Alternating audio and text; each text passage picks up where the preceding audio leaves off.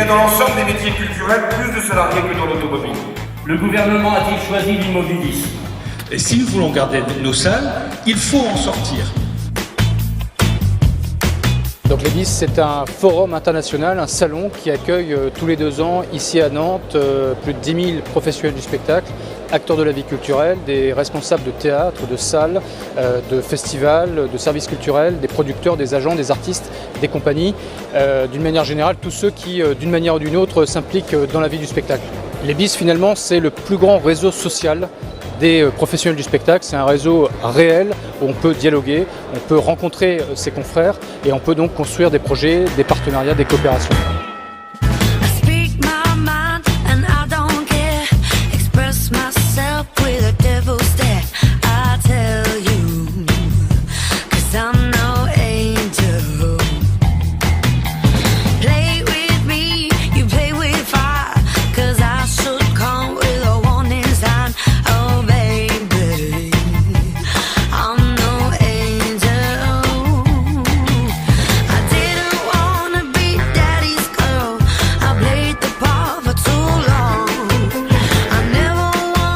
Les BIS sont organisés avec des convictions.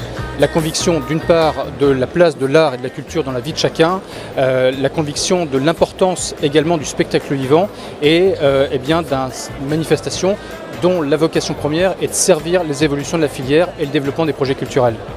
Le BIS, c'est un lieu qui est de plus en plus convoité, courtisé par des représentants politiques parce que c'est finalement le bon endroit et le bon moment pour s'exprimer sur les questions culturelles. La culture ne peut pas être une variable d'ajustement. Le budget de la culture sera entièrement sanctuarisé durant le prochain quinquennat.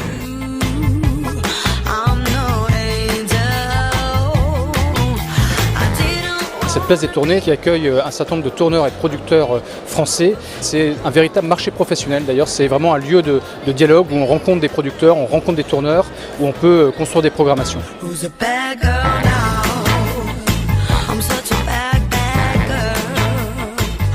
3 grandes nouveautés en 2012. D'une part, les plateaux d'artistes avec l'opération Scène-SACEM Émergence BIS que nous avons monté donc avec la SACEM.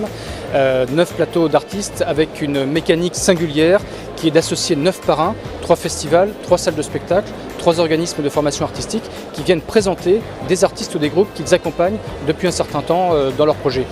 Et deuxième nouveauté, les BIS sont le premier salon en France à être partiellement alimenté en énergie solaire grâce à un système italien qui s'appelle Ecoluce, qui est unique en Europe.